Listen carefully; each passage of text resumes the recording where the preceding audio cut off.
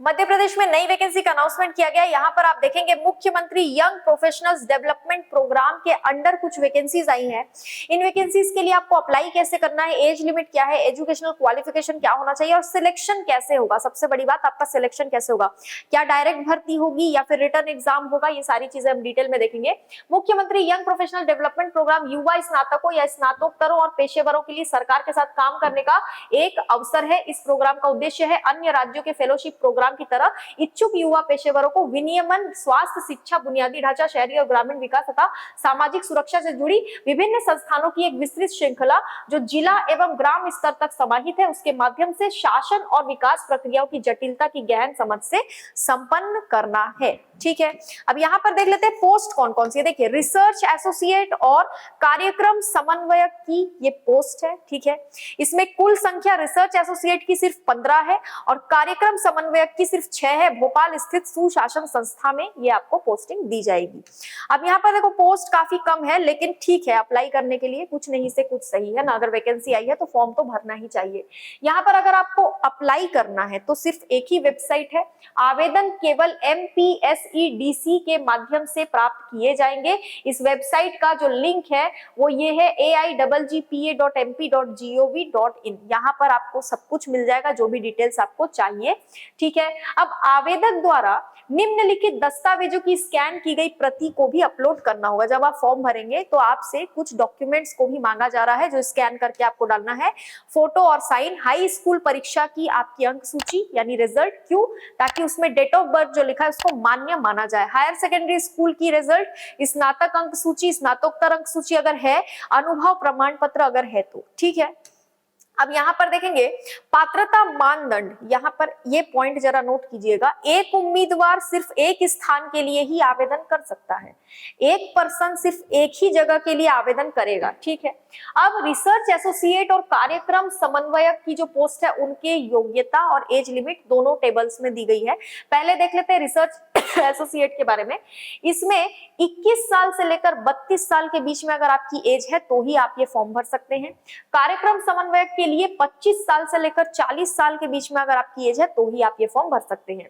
Research associate के लिए जो योग्यता है वो इंजीनियरिंग या फिर विधि में डिग्री के साथ 60% और उससे अधिक के अच्छे एकेडमिक रिकॉर्ड अगर आपके हैं तो आप ये फॉर्म भर सकते हैं, अथवा प्रबंधन में 60% तथा उससे अधिक के अच्छे एकेडमिक रिकॉर्ड के साथ स्नातकोत्तर की डिग्री है, जैसे कि MBA या फिर PGDM भी है, तो आप ये फॉर्म भर पाएंगे।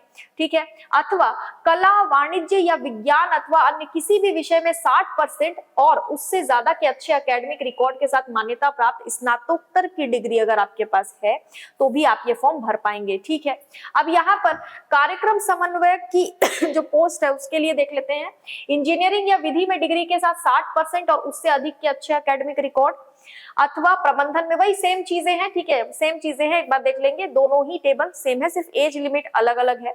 वांछनीय योग्यता, उम्मीदवार को कंप्यूटर अनुप्रयोग में उन्नत विश्लेषणात्मक कौशल दक्षता, अंग्रेजी में उत्कृष्ट संचार कौशल और हिंदी का कार्य साधक ज्ञान प्रदर्शित करना होगा। कंप्यूटर का नॉर्मल आपको अगर यूज आता है, कंप्यूटर की नॉलेज है, हिंदी इंग्लिश में अच्छा खासा आपको कम्युनिकेशन में नॉलेज है, तो आपको यहाँ पर काम आने वाला है। ठीक है, आयु सीमा हमने देख ही लिया है। परिश्रमिक यानी कि आपको जो पैसा दिया जाएगा कितना दिया जाएगा, सैलरी कितनी दी जाएगी। रिसर्च एसोसिएट को 40,000 रुपए पर मंथ सैलरी दी जाएगी और कार्यक्रम समन्वयक को 60,000 रुपए पर मंथ सैलरी दी जाएगी। बहुत अच्छी सैलरी है। ठीक है, इसके अतिरिक्त संस्थान के आदेशानुसार दूसरे भत्ते के लिए भी आप पात्र होंगे, जो भी अलाउंसेस आपको जरूरत है वो भी आपको यहाँ पर दिया जाएगा। जिले या राज्य से बाहर आधिकारिक उद्देश्य के लिए अगर आपको भेजा जाएगा तो कार्यक्रम के तहत संस्थान के TADA नियमों के अनुसार अलग से वो किया जाएगा। ठीक है, कार्यकाल अवधि के दौरान नियुक्ति अवधि पूरी होने से पहले भी कर्तव्यों से त्याग पत्र दिया जा सकता है। रेजिग्नेशन की बात हो रही है, अभी पहले ज्वाइनिंग कर लीजिए फिर रेजिग्नेशन का देखेंगे। अब यहाँ पर लिखा है चयन प्रक्रिया। जैसा कि मैंने आपको बताया था कि अच्छी खासी पोस्ट है, अच्छी खासी सैलरी है, भले ही पोस्ट कम है लेकिन है तो सही। तो अगर सैलरी इतनी अच्छी है तो आपका जो सिलेक्शन प्रोसेस है वो भी अच्छा खासा होगा। तो यहाँ पर देखेंगे MPSEDC के माध्यम से ऑनलाइन आवेदन आमंत्रित किया जाएगा। जिस दिन MPSEDC द्वारा लिंक खोला खोला जाएगा उस दिन से 15 दिनों तक की अवधि के लिए आवेदन पत्र लाइव रहेगा। विस्तृत विज्ञापन 15 मार्च 2024 दिनांक से उपलब्ध रहेगा। वो फॉर्म भरने की बात है, वो हम आगे देख लेंगे कब से कब तक भरा जाएगा। यहाँ पर आप देखेंगे लिखित परीक्षा और साक्षात्कार, यानी कि रिटन टेस्ट होगा, उसके बाद आपका इंटरव्यू होगा। रिटन टेस्ट 60 नंबर का होगा, 60 मार्क्स का होगा। इंटरव्यू 40 नंबर का होगा। प्रतीक्षा सूची परिणाम की घोषणा तिथि से 2/1/2025 तक वैध रहेगी। पोर्टल शुल्क जो है वो यहाँ पर आपको 500 रुपए देना पड़ेगा प्लस जीएसटी। जो पोर्टल जो फॉर्म भरेंगे ना आप, उसका जो फीस है, एक तरह से बोला जाए तो फॉर्म की फीस 500 रुपए लगेगी प्लस जीएसटी, ठीक है। और बाकी का जो विवरण है वो भी यहाँ पर दिया गया है। शैक्षणिक योग्यता अधिकतम 10 अंक प्राप्त किए, ये भी आप एक बार देख सकते हैं खुद से, ठीक है। बाकी सारी चीजें तो हमने डिस्कस कर ली है। बाकी सामान्यतः पूछे जाने वाले प्रश्न, ये वो पॉइंट है जहां पर लोग नॉर्मली लोगों को जो कंफ्यूजन रहता है, नॉर्मल जो प्रश्न आपके होते हैं कि कार्यक्रम के लिए पात्रता मानदंड क्या है। कार्यक्रम में 2 प्रकार की रिक्तियां हैं, रिसर्च एसोसिएट कार्यक्रम समन्वयक, जो हमने डिस्कस किया वही सारी चीजें है, ठीक है। आवेदन कैसे करना है इसको आप एक बार अच्छे से पढ़ सकते हैं। बाकी अब सबसे बड़ी बात आती है कि फॉर्म कब से कब तक भरे जाएंगे। 15 मार्च 2024 से फॉर्म भरना शुरू हो चुके हैं।